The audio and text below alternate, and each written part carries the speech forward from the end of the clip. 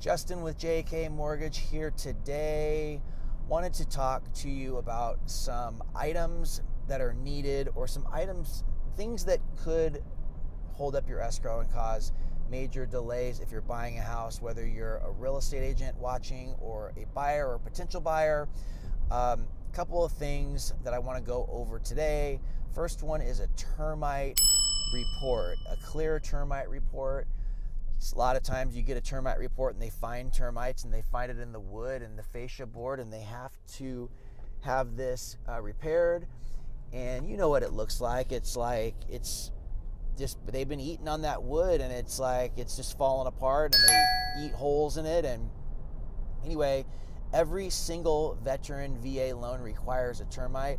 I don't know of any other loans that do require it, but if you're a real estate agent and you do call for a termite on the contract, well, if it's on the contract and the lender sees it, you have to provide it. You're going to be conditioned for it by the underwriter. And that also means, like I said, it's got to be a clear termite report. You might have to get repairs. If you see, as a buyer or a seller or a real estate agent, if you see that wood that's all eaten up, that fascia board, or it could be anywhere, but if you see termites and you're going to buy that house, you should go, hey, that's a red flag. I should get that fixed, or at least we should get a termite report and see what's going on. Clear sign of termites, might as well get a report, because if you're buying the house or selling the house, it is a good idea to make sure that you did your due diligence. So termites, always got to have them on a VA loan. If you put them on the contract, you got to show it to the lender, give it to the lender, and so they can get that cleared off. And you've always just make sure that you're doing your due diligence, because obviously if you've got a fiduciary responsibility to the seller or the buyer, then you need to take care of that. So condos, a couple things about condos that can be held up. Hold up a condo. They can be a little bit intricate and a little bit more work, but depending on what your DU, Fannie Mae, or your LP, Freddie Mac findings say, 10% down or less. 10% down, you're good. You don't have to have a review.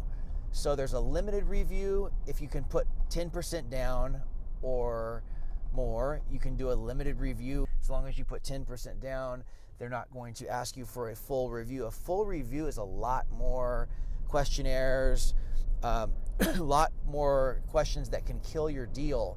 If you do a limited review, there's less items they're talking about. Is if there's litigation, if there is repairs that need to be done, HOA docs that could be, if the underwriter could ask for. I think that the best thing that a loan officer can do is to not give the CC&Rs and the minutes and all of this, pages and pages of paperwork from the HOA. If you can just get the limited review questionnaire, that if they can fill it out the way you need it filled out, and I have a guide for that for my agents and for the HOA companies that handle the HOAs for a condo, if they can fill it out the way it needs to be filled out, then you should not need to have any supporting documentation. But if they do a half-ass job, then you might need to go back and have them fix it or produce more documents. And I always let them know, like, hey, if we're going to show all this stuff, be prepared. We had one down in San Diego recently where we couldn't get the HOA questionnaire, or the HOA company gave us all of these documents, the minutes which go over any sort of expected repairs, or they're actually planning for what they're going to need as far as repairs on the property coming up in the future. That's all there for. But I actually had the underwriter say that they wanted to have all of the proof that all of these repairs were done, and I'm like, this is not something that needs to be done. These are things that they are planning on doing. A list of anything that might need to be done, that they need to be done in the next 12 months that HOA plans for. So get contact from the HOA. I believe we're ordering those through HomeLight most of the time, and they do that. But another thing, so you got your HOA docs on a condo, and then you've got your insurance, which typically borrower pays for the insurance on inside of the walls for the condo, and then the HOA has insurance for the outside walls, for the common areas, everything that you pay an HOA fee for. And these are items that are not on every file, but when they do come up or you want to look for them, you want to make sure that you've got everything handled and your ducks in a row, and you order these right away, and in conjunction with the real estate agent. The real estate agent needs to work with the lender, and the lender needs to work with the real estate agent. So next one I want to talk about is flood insurance. So a lot of times real estate agents just list a house and they don't even know it's in a flood zone, and then all of a sudden the appraisal comes back, or there's actually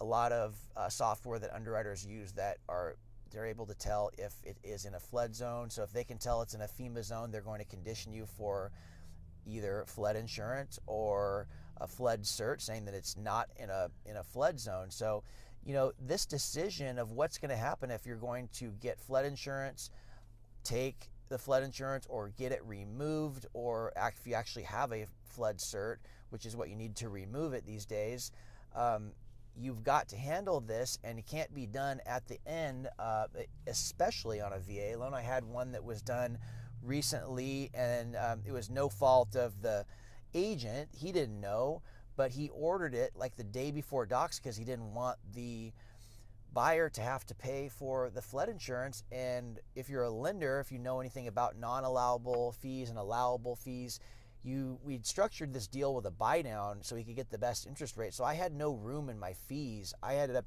having to eat the fees for that because we couldn't show that. The underwriter said we should have had that up front because you have 3 days to do a change of circumstance. So unfortunately, we just didn't have time to get it figured out. They gave us a credit that we asked for. We were in such a hurry to get the docs because the agent was freaking out and the buyer was wanting to move in. So I just said, let it go, give them the docs, and I'll take the hit. It was $1,000 for the flood elevation cert from Eddie Perez. Thank you very much, Eddie. Hopefully we're going to be doing a video with Eddie and learning more about flood insurance and what it takes. He's a great resource in the Central Valley doing it. I think 27 years experience, he said. And so that decision needs to be made up front, what you're going to do, not halfway through or 3/4 through or the last day, because it could really throw a wrench in things. When fees change, it could cause delays. Luckily, it didn't cost us 3 days for raising the interest rate or the cost of the loan by 1/8, which is what triggers a new CD. So we talked about termite, we talked about HOA, we talked about flood, roof cert. That's always on, your roof's got to be pretty clean, otherwise you're going to be asked for a roof cert. If your roof is rough before you list the property, Mrs. Agent, Mr. Agent, I would be making sure that if it looks bad, I would handle that and kind of get it cleaned up. You can get a roofer to come out for, a couple $100 to throw some new shingles in here and there and clean it up so it looks good enough for an underwriter. So these are just some things that can cause major delays, things that need to be worked out. Obviously, if your appraisal doesn't come in where you need it to be, then you've got to decide if you're going to come down in the price or if you're going to meet in the middle, if the deal can even work anymore. Major delays due to the property itself. In a state like Texas, another delay that can happen specifically in a state like Texas where there's the Homestead, they will typically give you, underwrite your file for the debt ratio off of the taxes on current title, if they're similar enough, I believe, within a certain range. So they'll take those taxes, even though your property will get reassessed in April the following year, and typically in Texas, they're trying to raise your property taxes to whatever the appraised value is, and then you can fight it. But if you do have the homestead exemption already, or you did that the previous year, they will actually give you credit for what they think it's going to be. And then if you are over 62 and you have the prop, I believe it's prop 62, that's even lower. So you want to make sure that you're transferring that, you've got that going on, and you're going to make sure that you've got your homestead exemption, because your property taxes can go up massively after the first year if they reassess you, and then they're going to go try to collect back taxes and add it on. Honestly, my mortgage payment was $3,700. It ended up going up to $5,900 in 1 month. Now I'm going to get that money back once I approve my homestead that my family helped me handle, and we'll get that money back, so that's okay. But those, you know, if you don't have your taxes in place and know exactly what your property taxes are going to be, I just had one in Austin happen as well, and we thought, the underwriter goes, this guy gave us really low taxes. He must have. And I asked him about it. He goes, yeah, that's what I calculated. I said, okay. Well, right before docs, he says, you know, I was calculating off of, they had an elderly, same thing, Prop 62, plus the homestead, so they were super, super low at like $400 a month. He tried to give us property taxes of like $1,100 a month, and it was putting our debt ratio just over 50%. So it was a bad deal there. We were able to have the underwriter show with a title, email from title saying what the homestead would be. They gave it to us. We were good. But these are all things to look for and be, you know, you want to handle them right as soon as you know about them. So I will be having more tips on items that can delay your escrow if they're not handled because you're running out of time, and then you're waiting on a third party, and then hey, hopefully you can at least get it done you know, with that third party. What if you can't get it done? What if the people can't afford the debt ratio this way? There's all kinds of pitfalls that can happen. So Justin Couch, JK Mortgage in Corona Del Mar, California. That's my main office. We're California licensed, Texas, Tennessee, Georgia, Florida, Louisiana. Sitting here in Salina, Texas, about to go with my son Jake and get our favorite barbecue, some brisket. What are you gonna get, Jake? Come up here so they can see you. I'll probably get some brisket. Some brisket and some mac and cheese. Yeah. And I'll probably get what? The potato with sweet the potato. brisket. But can I have a kiss?